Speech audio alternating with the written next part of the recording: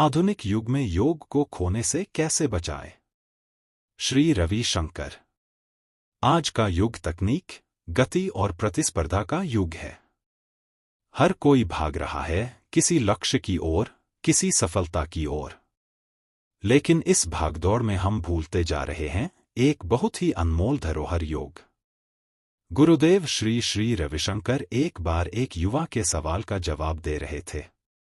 उस युवा ने पूछा, गुरुदेव, आज के युवा योग से दूर क्यों हो रहे हैं?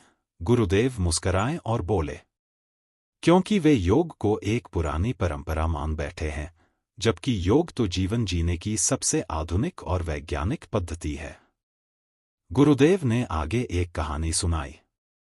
एक समय की बात है, एक गांव में एक अमूल्य रत्न था जो सभी को शांति, स्वास्थ्य और संतुलन देता था। लेकिन समय बीतने के साथ लोगों ने उस रत्न को पुराने जमाने की चीज समझकर किनारे रख दिया। वे नए खिलौनों में, नई तकनीकों में उलझ गए और उनका जीवन तनाव, बीमारी और असंतुलन से भर गया। तभी एक बुजुर्ग साधक ने सभी को उस रत्न की याद दिलाई।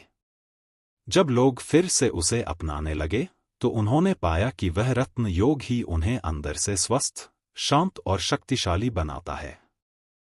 गुरुदेव बोले, योग को बचाने की जरूरत नहीं है, खुद को बचाने की जरूरत है, योग से जुड़कर। तो आधुनिक युग में योग को कैसे जीवित रखें? योग को फैशन नहीं, जीवन शैली बनाएं। हर दिन 10 से 15 मिनट ध्यान या प्राणायाम से शुरुआत करें। बच्चों और युवाओं को इसके वैज्ञानिक लाभ समझाएं, सिर्फ परंपरा कहकर नहीं। ऑनलाइन माध्यमों से योग को आधुनिक ढंग से सीखें और सिखाएं। स्वयं इसका अनुभव लें, क्योंकि योग को पढ़ा नहीं, किया जाता है। गुरुदेव हमेशा कहते हैं, योग वो कला है जो तुम्हें तुम्हारे असली स्वरूप से जोड़ती है।